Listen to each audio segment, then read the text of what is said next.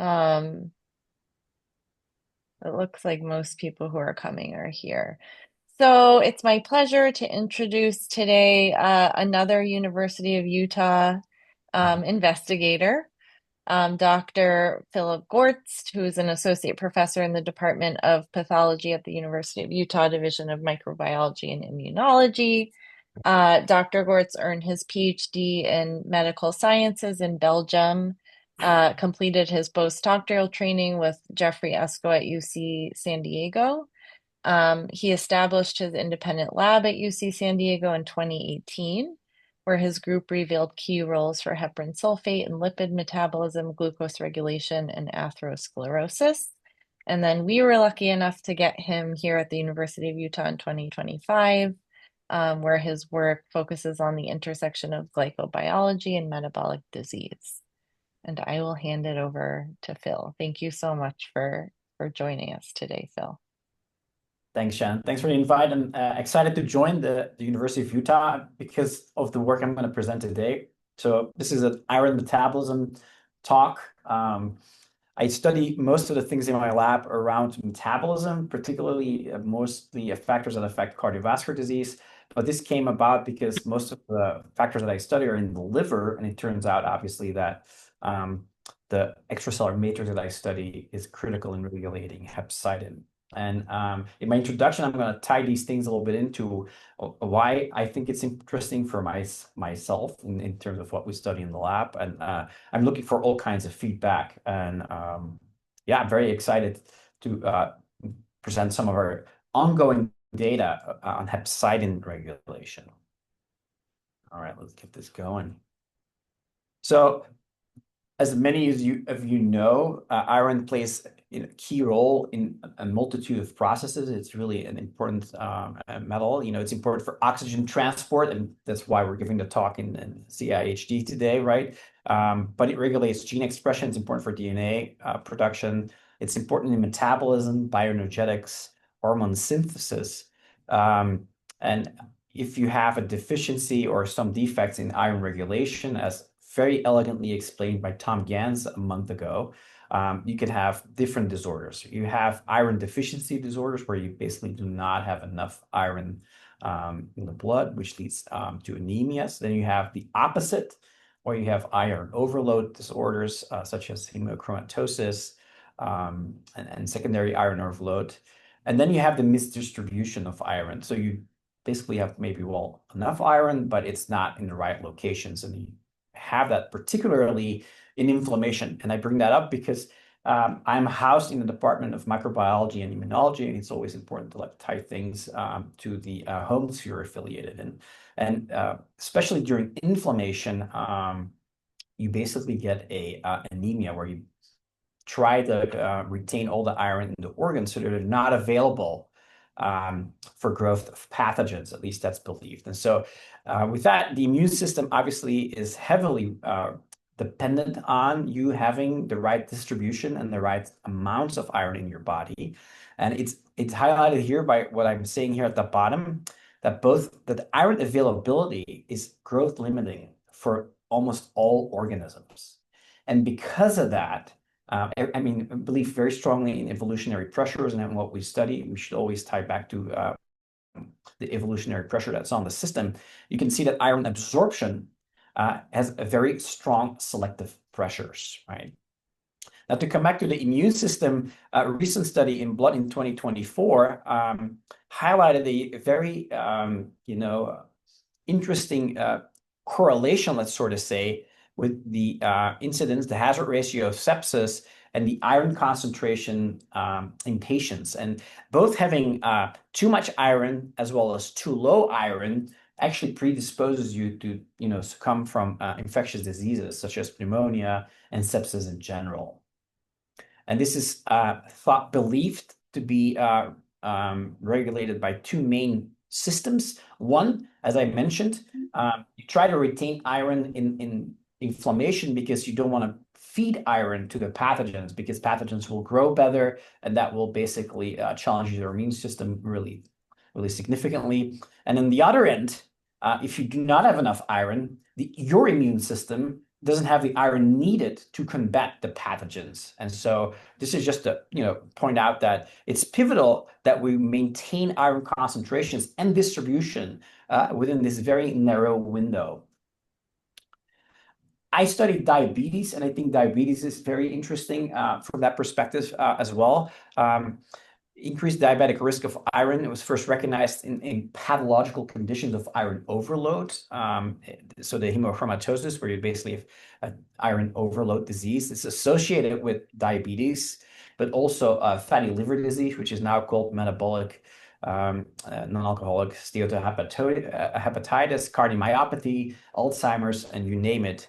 And a lot of that has to do with a hormone called hepcidin, which I'll come back to, that is being underproduced. And because of that, you absorb too much iron in the circulation. And the main result is insulin deficiency because you're attacking your beta cells. On the other hand, transfusion iron overload, which is very common for beta thalassemia and also after bone marrow transplant, leads to insulin resistance as well, and probably for the same reasons, but in opposite directions. Clinically, diabetic risk for iron in non-pathological states have been associated as well, where basically in this graph, the important thing is that high levels of ferritin seem to be associated with a very high risk of developing diabetes. And so that strong correlation exists across sexes, and importantly, within the normal range of ferritin concentrations in the population. It's not that it's like an excessive or an aberrant amount of ferritin. So that this just underscores again, just like in immunity as well as in diabetes, you need to keep your iron in a very narrow window. And the reason for that is if you have iron, you create more oxidative stress, more reactive oxygen species, and other pathways, which leads to ferroptosis. As I mentioned, that leads to beta cell survival issues. In adipose tissue, it affects your ability to adapt to high and low nutrient states. In the liver, you compromise your circadian rhythm, but also the steatohepatitis that I talked to you about earlier. And in the microbiome, it's important for maintaining a healthy microbiome as well as production of incretins. And in the muscles, it's really important for the metabolic rate of your skeletal muscles as well as their cytokine production. Okay, so I hope I convinced you that you need to get a very narrow range of iron concentrations in your plasma, and the body, historically, evolutionary, has been set up to be able to do that very elegantly. So if you have a fairly normal diet, we assume that you take about 10 to 50 milligrams per day of iron, and of that, only I would say about 10% gets absorbed, 1 to 2 milligrams per day. And it gets carried into the plasma by a protein called transferrin. And on average, you have 3 milligrams of plasma-bound iron in the blood. The majority of that iron will obviously be used for the production of erythrocytes, which are very important for the production of heme, which carries oxygen, so that's very important. And so that's about 300 milligrams, and 1.8 gram of erythrocyte iron is available in the circulation. When erythrocytes go to die or go to pasture, let's sort of say, in the spleen, the macrophages will take up the iron that's associated with the dying erythrocytes and create what is called the iron recycling pathway, which is integrated in the iron utilization pathway. So also in the splenic macrophages, there is a pool of iron that is stored and not being exposed to the plasma. Similarly, there's other organs that obviously, as I mentioned, require iron, and that's about 300 milligrams that goes to myoglobulin and is being utilized for all kinds of processes, as I explained earlier, that require iron. However, Philip, can I ask a question? Sure, This is Dean. Dean. Yeah. There's people walking around without spleens because they've had a splenectomy, for example. Do they really require however many infinite times more iron, or is there some other mechanism of recycling? There is another mechanism of recycling that I was just going to punch up on, but Okay. I'm not a physician, so I don't know if physicians know about whether people with splenectomies require iron supplementation or not. I don't know. Does anybody know that? I'm not aware of that. But you're hitting a good point. So I'm coming to that in a second. So the amount you absorb is the same amount you lose per day. So it's a net negative sum, right? So your iron stays very stable. Whatever you absorb is what you lose through sloughing of mucosal cells for the most part during desquamation. Obviously, women undergoing menstruation lose a lot of blood, and if you lose blood because of another reason, that's another way to lose blood. But in general, whatever you absorb, you secrete. And to come back to your point, Dean, you need to store iron to be able to adapt to these kinds of fluctuating needs, right? Because sometimes certain organs will need a higher concentration of iron, and sometimes you need to obviously retain it so you don't promote growth of bacteria in your blood, or if you have a splenectomy, that you have another pool of iron that you can basically recycle for iron utilization. And so the liver is actually the major iron storage organ, and about 1 gram is basically stored in the liver, right? And the talk that I'm going to, whatever I'm going to be talking about today is mainly about liver regulation of this iron storage pool. And the reason for that is that basically around 2000, 2001, right, Diane, if I'm not mistaken, um, 3 groups almost simultaneously discovered this antimicrobial peptide that they found at very, very high concentrations to inhibit growth of bacteria. But it turns out that these concentrations were super physiological. And if they reevaluated the role of this peptide, which seemed to be produced in the liver, it turned out that the hepcidin was not really a microcide, not really an antimicrobial. That's why it's called cidin. It was produced in the hepatocytes, and it's mainly a master regulator of iron absorption and distribution. And I'll tell you in a minute why that is, but it hits mainly on the recycling pathways. One, it will prevent absorption of iron in enterocytes. It will prevent release of macrophage stored iron. And the same thing in the hepatocytes itself, it will prevent release of iron from iron that is stored in the hepatocytes. So this way, we're able to regulate how much iron is being released, both from diet as well as from stored iron into the circulation for utilization, either in enterocyte production or other uses. And here's Diane, and Diane told me personally that she discovered that the way hepcidin prevents this is by binding the sole iron transporter or exporter called ferroportin. And the ferroportin is expressed in macrophages, hepatocytes, and on the basolateral side, this is important, obviously, not the apical side, of the enterocyte. So the iron gets taken up by a dimetal transporter, and then once it's in the enterocyte, it needs to get released into the circulation, and it's called, it does that via a transporter, which flips it in, it goes in a flip in and out. So basically you take up the iron and you push it out the other way, and then release iron in the plasma. And when Diane added hepcidin in a slide of, was it enterocytes, Diane, or was it hepatocytes? I forgot. It was enterocytes. No, it was an HEK cell that we had cloned to express ferroportin with a GFP moiety on it. Right. And when she added hepcidin, what she could see was that hepcidin basically led to the internalization and degradation of ferroportin. And so basically what hepcidin does, it prevents the outward movement of iron outside our stored cells. And so it turns out later that it also can be a competitive inhibitor, and there's still a lot of research going on how exactly hepcidin is regulating ferroportin, but that is the main target. And because of that, you could now, if you have a lot of hepcidin, store iron in your cells. Because of its crucial regulation, here is the promoter sequence depicted of hepcidin. The gene is called actually HAMP and not hepcidin. And so different stimuli in our body will regulate the production of hepcidin. Obviously, when you have too much iron in the blood, there is a pathway that will lead to the production of hepcidin. Too much iron in the blood means you need to stop exporting iron outside the cells, and hepcidin will do exactly that. And it turns out that the sinusoidal endothelium of the hepatocytes sends this through an mTOR pathway, which I can get into if you're interested. And if they do activate that pathway, they produce mainly two bone morphogenic proteins, BMP6 and 2. And they will interact with their cognate receptors, BMP receptor 2 and 1, with the help of a protein called hemojuvelin. And this is very important. If this protein is not here, this pathway will not signal. And a lot of mutations are in hemojuvelin that lead to iron disorders.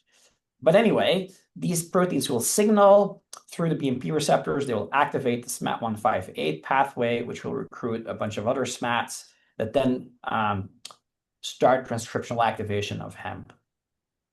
Now, I told you that inflammation will also lead to a sequestration of iron from the circulation, and it's regulated by the same gene, hemp.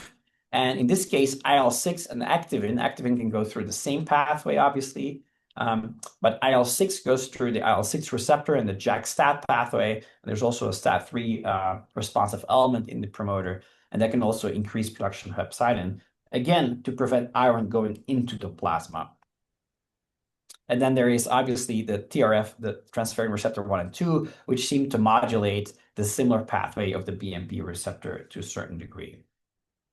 When you need a lot of iron, as in the case of erythropoiesis, erythropoiesis will stimulate production of EPO, as we all know, and that leads to the production of a protein called erythroferrone. And erythroferrone will basically sequester activation of BMP6 and BMP2 of this pathway. And now you have enough iron being released into the circulation, both from the hepatocytes and the splenic macrophages, to start the iron utilization pathway to produce erythrocytes. Additionally, there's another negative regulator, TMPRSS6, which basically affects hemojuvelin. It's a protease, serine protease, but apparently the protease activity is not essential to negatively affect this pathway. And a lot of mutations of iron overload disorder, or iron misdistribution disorders are in this pathway, where basically they lose this gene's activity, and now they produce so much iron they basically have anemia because they have no iron going into the circulation, but it's stored in the enterocytes and to a degree also in the hepatocytes. This is all great, and these are all proteins, but I study glycobiology, as Shannon told you, and I just particularly interested in this pathway, and I'll come back to that for a reason, but this is what we'll mainly be talking about. However, all cells are coated with glycans, and all proteins are coated with glycans, and a lot of these things are not studied in that context, but as you can see here, this is a lymphocyte, and with this rubidium red staining, and you can see the electron-dense material right here is what we call the glycocalyx. And the majority of that glycocalyx is basically proteins that are decorated with their post-translational modifications, which are N or O glycans or heparan sulfate proteoglycans. And depending on the cell type, it can be very small, but this is an endothelial cell in a capillary. You can see that the glycocalyx right here is about the size of the cell or even bigger. So it really is a very important consideration, factor to take in consideration when you're studying cell signaling in general at the cell surface of cells. And because it's fall, this is an appropriate analogy that we like to make in glycobiology, in the glycobiology word, is that like basically the cell is covered by trees, which are the proteins, obviously, but all these trees, at least majority of the year, will be covered by glycans. And this is depicted by the little leaves and the different colors. And whenever you're a ligand or a signaling molecule, you're trying to find obviously your protein, but you'll have to negotiate all these post-translational modified glycan modifications. And the analogy is not far from the truth. What you see here is a coronary capillary that's being imaged with scanning electron microscopy. And these broccoli flower kind of structures are basically glycan modifications on proteins. And you can see they actually quite protrude in the luminal space of this very small capillary. And you can imagine that this obviously plays a big role. But you can also see that there's regions with more and less glycosylation modifications. The majority of you will probably, if you ever heard of glycoproteins, heard of N-glycan modifications, which are very common, and most secrete, like 95% of the secreted proteins at the cell surface carry an N-glycan Or if you're even more of an aficionado, you might know about O-glycans, and then there's glycosphingolipids and blah and blah and blah. We can keep going. I don't want to bore you, but what I do want to get your attention on is that what we study in the lab is a very particular class of glycoproteins, and it's called the proteoglycans. And these proteoglycans are proteins that carry actually long polymers of glycans that are basically repeating itself over and over and over and over again. And importantly, they're getting sulfated, which gives them a very strong negative charge. And I'll get back to that.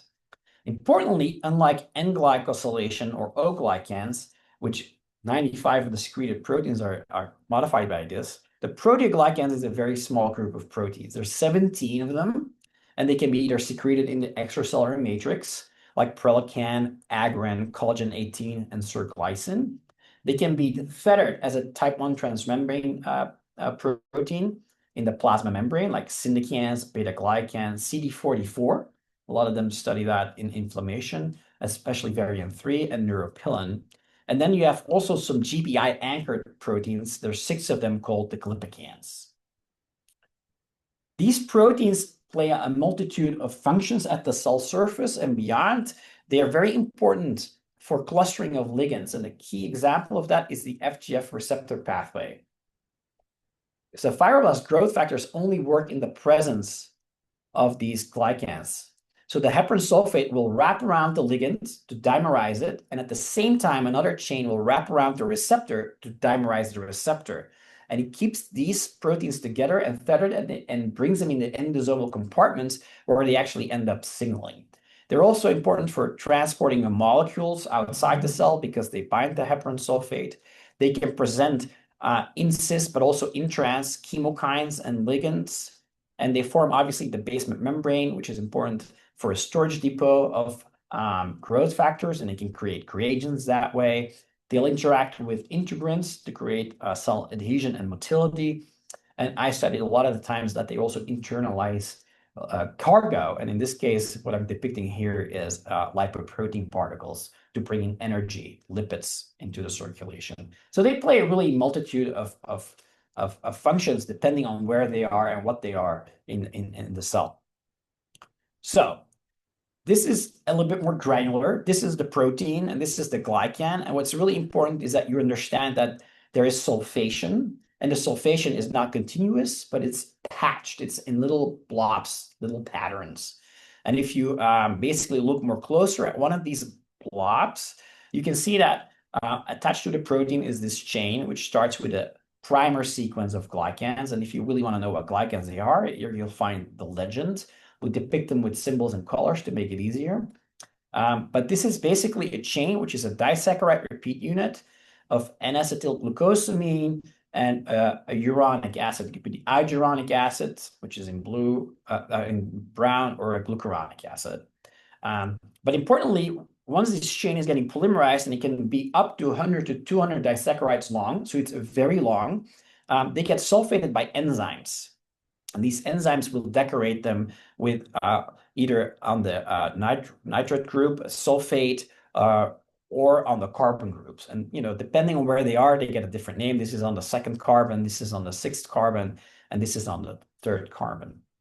And we like to study these, obviously, in science. And what we often use are mutations, and these mutations are based on human mutations. So you can have mutations in these enzymes, exostosin 1 or EXT1. If you mutate that, you get a protein that can only make this sequence right here, but doesn't go any further. These are very important as a heterodimeric complex to elongate the chain. So we can make knockouts of those, and we have many models that we use like that. And then we can also knock out some of these sulfotransferases, and particularly NDST1 we like to use because addition of the sulfate at the amine group is most important to start off a sequence that will be recognized by other enzymes that will decorate the chain with different sulfate groups. And we think that is what also creates the patch-like structure of the sulfation. Okay, but why should we care? And why should you care? So one of the things that's very important is that these sulfated patches create binding sites for different proteins that I kind of referred to in the previous slide. And one of the most famous protein that binds the heparin sulfate is called antithrombin. And in fact, the sequence it binds here is also known as heparin. Okay, heparin is a piece of a heparin sulfate chain. We isolate this from mast cells, particularly in the lung or the intestine, and that is often attached to a protein called sirglycine. And this pentasaccharide, see, these 5 sugars in the modification that I'm showing here is basically heparin. That is heparin. And so if you don't have this sequence, and this triosulfation right here is really key, antithrombin will not bind the heparin sulfate, and it will lead to coagulation. But if you inject heparin, you can use it as an anticoagulant now. But we also knew before we started to do our work that heparin sulfate binds the BMP family that I referred to earlier in the regulatory pathway of hepcidin. And that is how I got into studying hepcidin in the first place.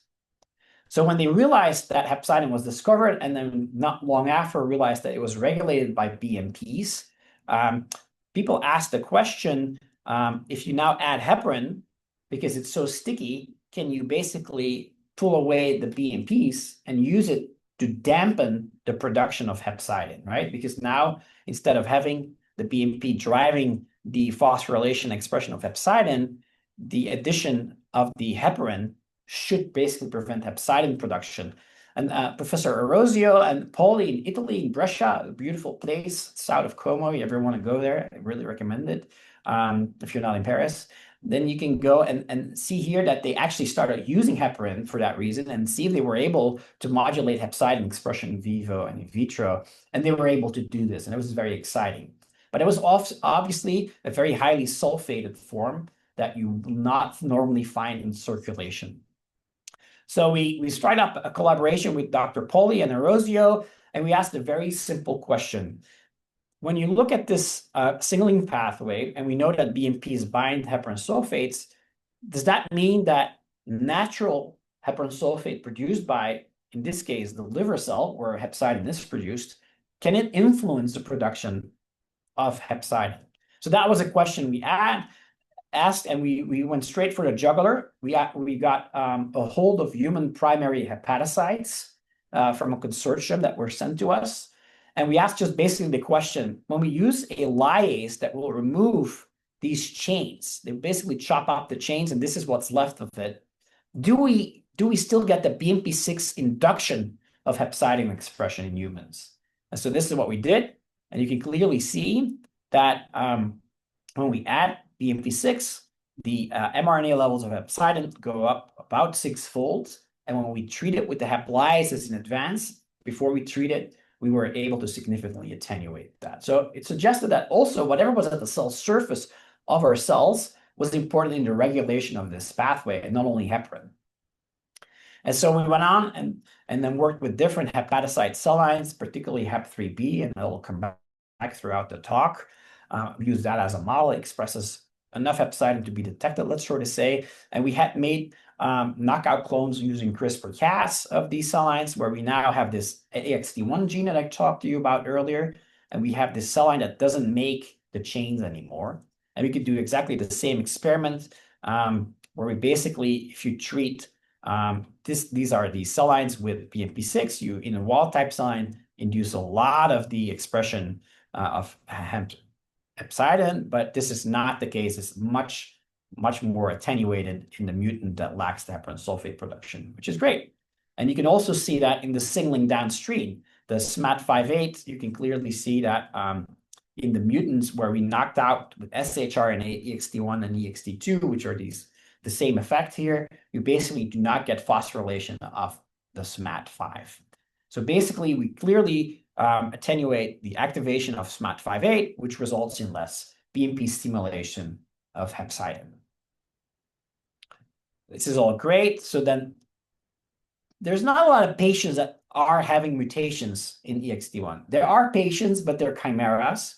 But what we do know is that the human population, if you look at the variability of the sulfation, is quite different. And so we can mimic this by inactivating this enzyme NDSD1. So now you create a cell line with a lot of sulfation versus a cell line with lower sulfation. And it's important that you realize this is not a loss of function. this is attenuating the function to kind of mimic natural variability. And so we did the same experiment as before. And just as we saw with the EXD1, we were able again to significantly attenuate both basal and BMP6 induced expression of hepcidin. Obviously, this is all cell line work, so we wanted to know what the physiological relevance was of our findings. And so we basically went to the mouse model that was equivalent to the cell line I just described, where we have a lower sulfated heparan sulfate that we generate only in hepatocytes by inactivating NDST1 using albumin-3. Okay, so basically we have a mouse model with a lower sulfated heparan sulfate moiety in the liver. And when you isolate primary hepatocytes from those mice, you can clearly also see that both baseline as well as BMP-stimulated expression of hepcidin in these hepatocytes is significantly attenuated. It's not blunted, but it's significantly attenuated. So we can basically use it as a tuning system for BMP6 mediated activation of hepcidin. Again, this is maybe not super clear, but you can look at the SMAD5 phosphorylation, and it's also attenuated in livers of these mice. And then when you look at the hemp expression in the liver in total of the animal, when you put them on iron-rich diet before you start, you can already see that the knockout mice, which are in black, sorry, I forgot to add the legend here, have lower hepcidin expression than the controls. And because of that, they have more iron in the circulation because more iron can go now into the circulation compared to the wild type mice. Sorry, can you hear me? Yes, I can. Can I interrupt you? Of course you can. Laura Silvestri from San Raffaele Institute, Milan, Italy. So very nice. I have a question about the in vitro studies. Yeah. Because you basically show that when you delete your heparan sulfates, you show that the the hepcidin induction by BMP6 is attenuated. But what I notice is that also the hepcidin levels in basal conditions, so without the ligands, seems to be strongly decreased. Did you calculate the fold change increase of hepcidin? Oh, yeah. The fold change is in the presence of BMP6, yeah. The fold change increase is still very low because we're going up to 60-fold here. Yeah. To 8-fold. So it's still attenuated in terms of the relative increase. That's a good question. No, it's not 8-fold. I mean, it's very low in basal condition. It's more than 8. I was wondering whether it's more than 8. It's more than 8, but it's not the same fold. It's not the same. It's not the same. Okay, thank you. Yeah, and if you go to the human stuff, here it's a little bit more clear. In the humans, we didn't see, especially with the enzymes, we didn't see that basal reduction, and you can clearly see that we have about a 50% reduction. Yeah. It's a good point. And we think there's a reason for that. We think there's basal activation of this pathway, especially in cell culture systems, and that we attenuate that, especially at lower concentration, you attenuate these things a little. Yeah, probably when you add a very huge amount of BMP6, you can overcome with some mechanism, I don't know how, the absence of heparan sulfate that interferes with the signaling. If you crowd the system, then you Yeah. But the concentrations are not physiological, but that's definitely true. Yeah. Thank you. Yeah, no problem. Long story short, even if you put them on a strong iron-rich diet, you still see this trend, lower hepcidin expression, which leads to higher iron levels. But if you overcrowd the system with too much iron, you also overcome that, which is what Laura was kind of referring to earlier. Yeah. And you can actually do the same thing when you inject them with LPS to get the inflammatory pathway activated. Again, baseline level of hepcidin is lower in serum, and then when you hit it with LPS, you see this induction, and the induction is attenuated, and as such, also the iron concentrations don't drop as much. They do drop still, and maybe relatively that's a little bit closer, but you can see we still affect serum hepcidin and serum iron levels in the circulation. So this basic research suggests that you could target liver heparan sulfate, maybe treat anemias, or at least explore the idea that they can regulate hepcidin if you need to do that for a therapeutic output. So this kind of research was done right before COVID hit, and we were doing this research, and we're doing a screen using small molecules that were particularly targeted more like epigenetic regulation, but there were some other molecules that were in this compound library from Udo Opperman at the Oxford University. And so we did this screen in HepG2 cells, which we have similar results in HepG2 cells as in Hep3B cells. And we basically treated all these compounds between a certain dose range. And then we did flow cytometry, and we looked for binding of the spike protein from COVID. And the spike protein is basically binding heparan sulfate, and you just have to consider it as a probe for the amount of heparan sulfate at the cell surface. And so this is the screen. So we screened this library of about 200 compounds. And you can see there is a bunch of them that don't do anything. And there's a bunch of them that increase the amount of binding of the spike protein. But there was one that was very striking, and it was called halofuginone. And halofuginone was just as good as enzymatically removing the heparan sulfate chains. And we were very interested in that because that gives us a way to downregulate the heparan sulfate and downregulate the hepcidin expression. And so I'm going to talk to you for a bit about how this protein regulates the heparan sulfate, and then I'm going to bring it back to the hepcidin story. So what is halofuginone? Halofuginone is a prolyl tRNA synthase inhibitor. Okay, so the proline tRNA synthase is coded by the EPRS gene, which has a glutamate tRNA synthase part linked with the proline synthase tRNA part. It's a very interesting protein, in fact. And halofuginone is a derivative of febrifugine. And if you go on Amazon, you can buy this bottle. And this bottle is basically febrifugine, and it was historically used in China to treat malaria.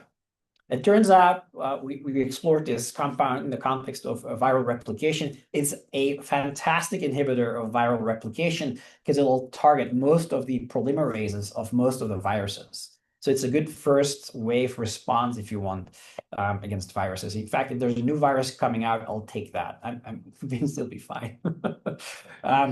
But so how does it work? So this halofuginone, if you look at it as a molecule, it has actually a proline-like compound right here that is linked, and then it has a tRNA binding pocket that is here. And so if you look at the PRS part of this protein, you can see that there is the tRNA pocket that docks in here, the proline pocket. Obviously, you have to use energy to transfer these things, and so there's an ATP pocket. And so the idea is that basically this molecule will compete with the proline and the tRNA part of the in the synthase complex.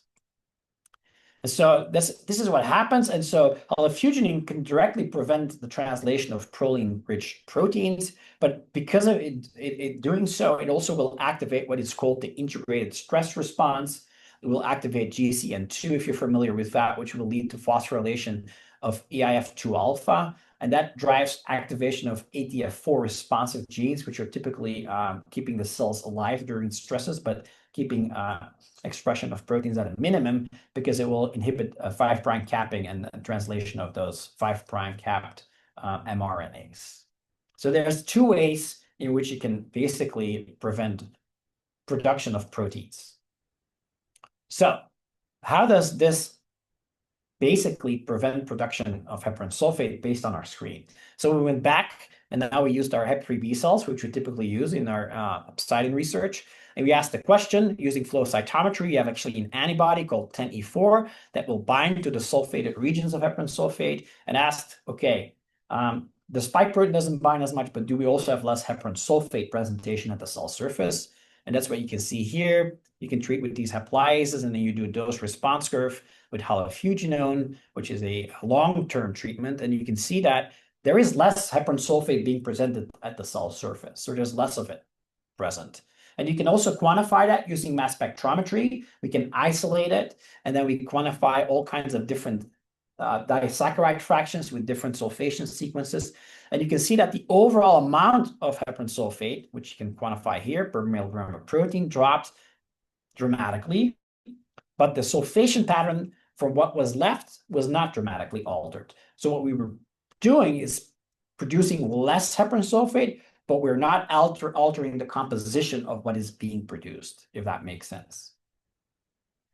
Also, we look at RNA sequencing, and you can look at these same cells. And then what's very interesting is that for some reason, this protein really prevents or downregulates proteins that are involved in glycoprotein biosynthesis, and in this case, even proteoglycan metabolic processes, but as well as sulfate and collagen biosynthesis. And that's very normal because collagen is very proline rich. In fact, most fibrotic stains are staining hydroxyprolyl because of that reason. And so it's really targeting the extracellular matrix, this molecule. And it changes a lot of genes. This is just to show you, if you do this very harsh treatment, that a lot of proteins are being downregulated and only a few are being upregulated. So we wanted to check, because this basically suggested that maybe we're not changing the production of the change, but reducing the amount of proteins that carry them. And so this is what we do with this. We can treat the proteoglycans with the enzyme, the heparin lyase. And I told you earlier, you'll get left a stop. And we have actually antibodies that will only recognize those stops. And this way we can quantify the amount of proteoglycans that carry heparin sulfate. And this is basically baseline levels.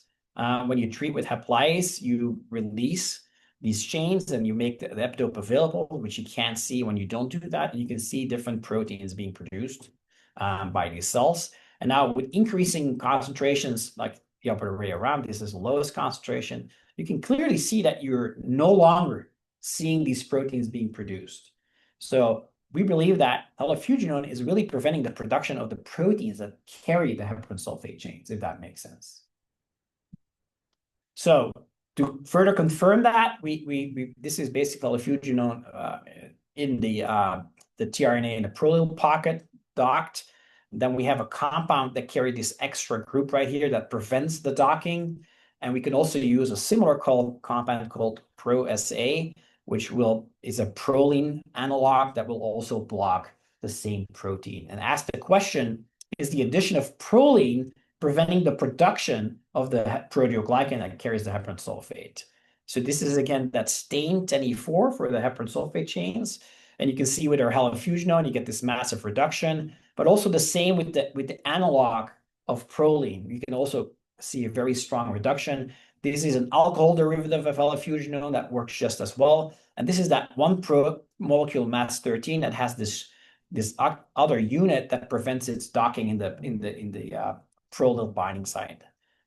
And you can see that it no longer reduces it. On top of that, there's two epimers, isoforms of isomers of halofuginone, and one is known to mimic proline, and the other one is not. And so we were able to make both, and the positive enantiomer is the active compound, and so the negative enantiomer doesn't do this. So it's really very specific to targeting the tRNA of prolyl synthetase, and it's not an off-target effect, because in this case, the negative control does not bind the target, and it doesn't reduce heparin sulfate binding. And then you can do a very cool experiment. You can actually grab your media and add a bunch of proline, and the proline will basically outcompete with the halofuginone. And this is what you see here when you add increasing concentrations of halofuginone. Again, with this antibody that recognizes the core proteins, you can see this very nice reduction. But when you add a bunch of proline to the media, you now prevent the reduction of the heparin sulfate production, because the compound is now competing with an excess amount of proline to prevent the reduction of the heparin sulfate production. I hope this all makes sense. And so then I was working with Joanna. Joanna is actually an MD PhD student. She's now an MD in training at Brown University to become a forensic pathologist, which is quite the career switch. But she is actually a very good bioinformatician.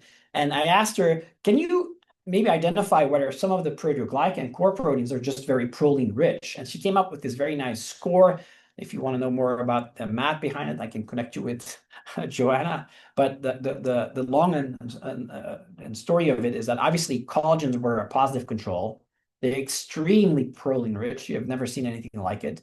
And then we did some other proteins, and it seems that both the heparin sulfate biosynthetic enzymes, as well as the core proteins, which we call heparan sulfate proteoglycans have a higher proline score. And on average, some of them are actually very proline rich. And so what we turned out is that we preferentially start downregulating these proline-rich proteoglycan core proteins.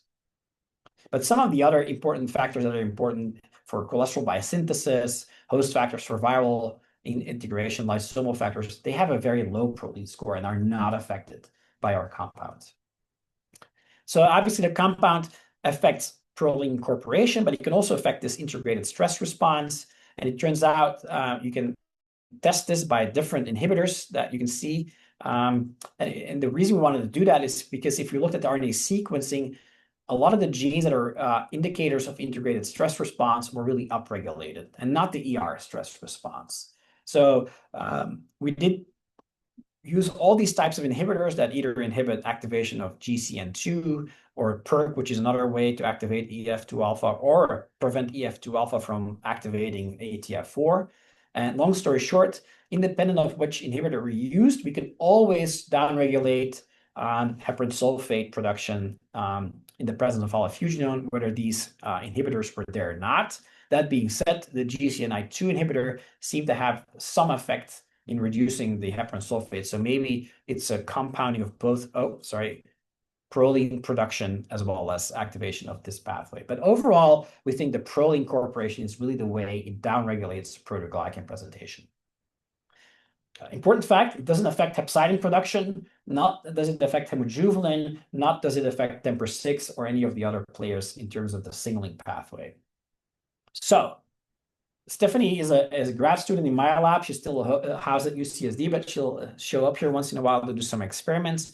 And she wanted to ask the question, so when we add alpha-fuginone, we take away the proteoglycan. Do we also now take away activation of our hepcidin pathway? And can we just use this as a drug? Because it's known that alpha-fuginone really targets the liver.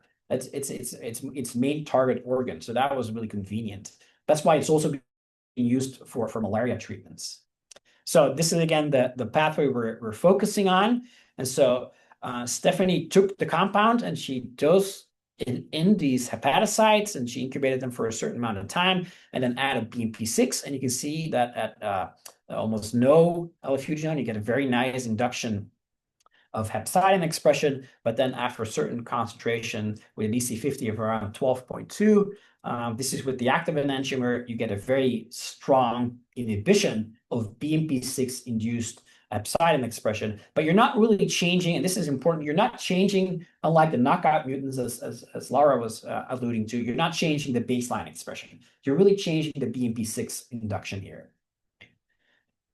Then we did different treatments over time because 18 hours was pretty long, and you can see that with a fixed dose of alpha-fuginone around 100 microgram per ml, you can see that even at 2 hours you get a significant, this is very fast actually, at 2 hours you get a significant attenuation of your effect, and at 6 hours you're almost at maximum effect. So it's a very quick response, and it is in line with what we know about the turnover of the proteoglycans at the cell surface of our cells.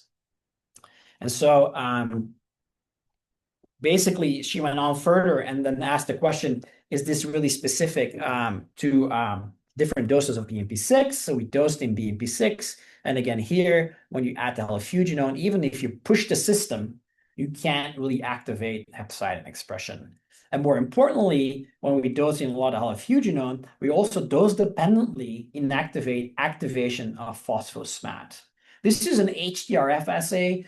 I highly recommend you all start using this instead of Western blots. It's much more reproducible, and it's basically a FRET system to allow you to evaluate activation of signaling cascades. And for the SMAD pathway, which there's notoriously bad antibodies for, this has been a life-saving technique. So we went back to our cell line that we talked about earlier, and we asked the question, can we modulate EXT1 hepcidin in the absence of proteoglycans? The idea is that it wouldn't, because we target the proteoglycans. And this is, in long story short, exactly what you see. It's obviously not the perfect model, because in the model that lacks the heparan sulfate, you also almost get no activation of BMP6. But it was the first indication that we didn't lower it further, because it could have been that way. So Then we went to mouse primary hepatocytes, which we know are a little bit less robust, but anyway, we found it very interesting. And the reason, in fact, that we get less of an induction of hepcidin, this is an important side note, is because they produce a lot of hepcidin. Once you isolate primary hepatocytes, they have very high hepcidin expression, but you can still stimulate it with BMP6. And then when you add halofuginone, again, you reduce it significantly. So this led us to do the following model. Does it actually affect the liver heparan sulfate of the mice? So we took some wild-type mouse, and this was Andrea Denardo, who was visiting my lab from Mara Poli's lab from Russia, and he came to the lab and was very interested in this. Treated the mice during COVID, mind you not, he was sequestered by himself. He arrived the day before COVID regulations kicked in, poor guy, but we made it work. And what you could see was that you could significantly downregulate or reduce the amount of heparan sulfate in the liver, which is very exciting, and not in another organ, which I think this is the lung. Yeah, this is the lung where you don't see an effect. Importantly, again, we don't see an impact on the composition. It just affects the amount of heparan sulfate you're producing, again, alluding to the fact that you're reducing the proteins rather than the chains. And that because you have less proteins, you'll have less chains. And then, importantly, we did the dosing of the compound. We did that for 5 days, and we used the lowest dose moving further to avoid off-target effects. But you can clearly see that the serum concentrations of hepcidin were significantly reduced in our mouse model. And so then we went gung-ho. We did a full-on control experiment first at 1 week just to see what short-term effects were of the compound. And we were very excited to see, obviously, when you put the mice on an iron-rich diet, there's a lot of iron in the system that stimulates BMPs, and that stimulates liver hepcidin expression, as you can see here. And this response was blunted with our treatment.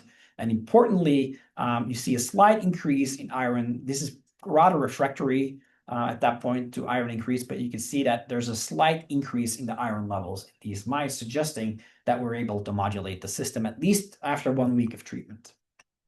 So then we thought, well, what about longer treatment? So we did the same experiment. Mice got an iron-rich versus an iron-balanced diet, plus or minus the halofuginone.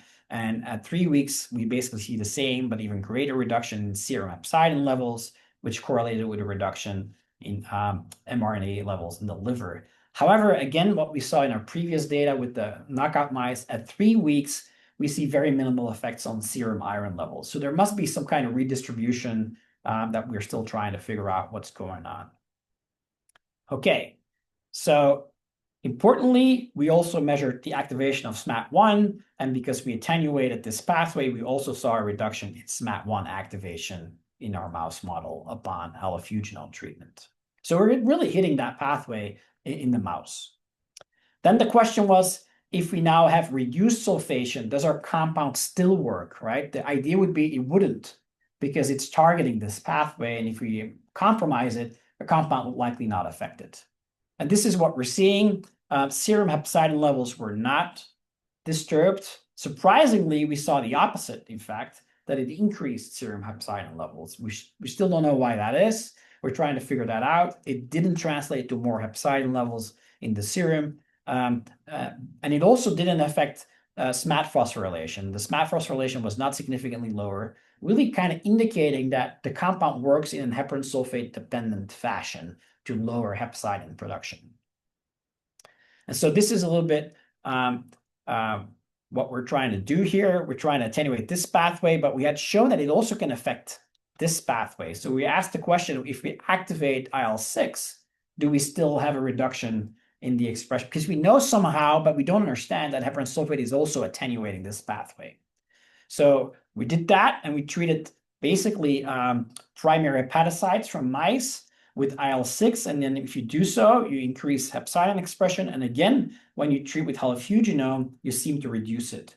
And we think that this might have to do with the canonical activation of the BMP pathway that's really important to prime it for activation of the inflammatory pathway. Okay, last experiment, we injected the iron-rich diet. Again, we lower serum hepcidin levels with the halofuginone treatment. That's correlating with lower activation of hepcidin in the liver. But again, very difficult to see impact on plasma iron levels, which is something we're still trying to understand. And we're learning that maybe proteoglycans are affecting more than just hepcidin levels.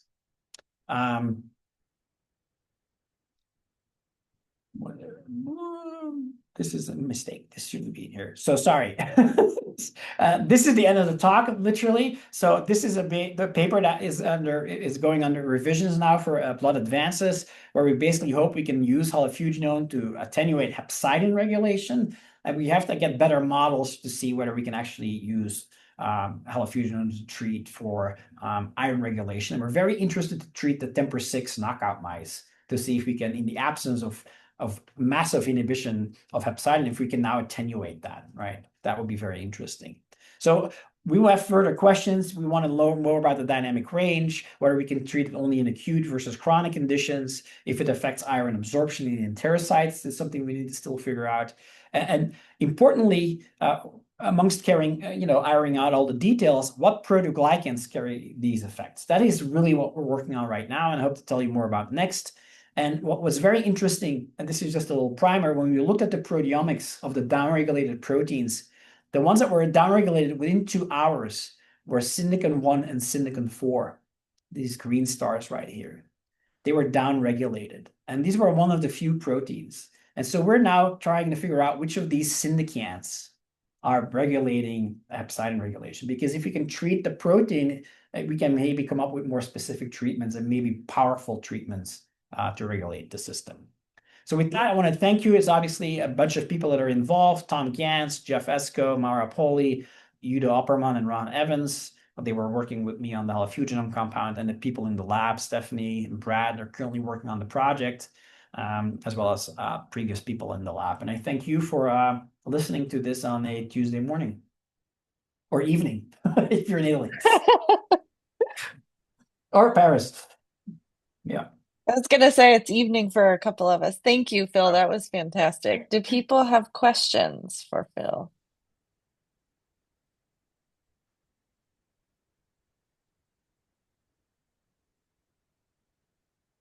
That have not been asked yet. Maybe can I make a question? Can you hear me? Absolutely. Yes. Yeah. So very interesting. Thank you very much. So I have just a curiosity. How do you explain the very small effect that you have on serum iron when you use your compound? So do you think that there are probably many other targets that are modulated by HF? I'm thinking about, in this case, of ferroportin, for example. Yeah. So or transferrin receptors, or transferrin production by the liver? Yeah, we looked at those, and they're not modified, but we do know that erythropoietin is modified by heparan sulfate. So we're basically working on two angles of the system. We're trying to attenuate it, and then we're also affecting an inhibitor. And the erythropoietin can lead to redistribution. But you are not expected to have an increased erythropoietin production in basal conditions. I mean, your mice are not have not an impairment in erythropoiesis, so EPO is expected to be normal. Yeah, we don't know that. So that's what we're wondering, whether the compound affects the kidney to affect the production. Got it. And so it's a small molecule. It goes preferentially to the liver, but it goes to other cells as well. Yeah. It also maybe affect things in the spleen, because we see some redistribution in the spleen. I didn't show that for simplicity. So it's not specific to the liver enough, which is one of the issues that we're seeing. Yeah, I got it. To Tom Gantz, he says, these models are typically very refractory to seeing strong differences in iron, plasma at least. But it's a great question, and it affects many other things. It's not only specific. And collagens might be very important. Yeah. Some other extracellular matrix compounds in the space of this in the liver, that might be really important. Yeah. If you look at the pathway of activation of hepcidin, it seems to be doing what we're expecting. But if you don't go beyond, it's tricky. Yeah. Thank you. You're welcome. I just want to say that was a really beautiful talk and a beautiful story. Phil, thank you so much for sharing it with us. It was very granular on one pathway. No, it's super sophisticated. I really enjoyed it. Learned a lot. Thanks, Anna. All right. If there's no more All questions, right. Thank you all for coming. Thank you so much for such a wonderful talk. You're welcome. I hope to talk about the next phase of the project soon. We'll have you back next year for the next the next seminar series. Thanks All so right, much. thank you everyone. Thank you.